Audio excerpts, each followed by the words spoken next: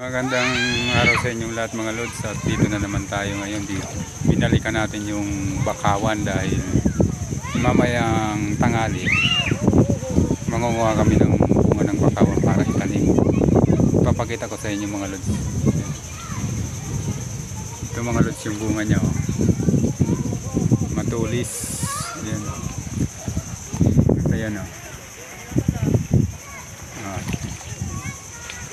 Bakawan. Ito pa mga lods. Yan ang bunga ng bakawan. Ito yung puno niya. Ayan, oh. Daming bunga. Kukunin namin mamaya dahil tatanim namin, pero hanapin namin kung pwede nang itanim.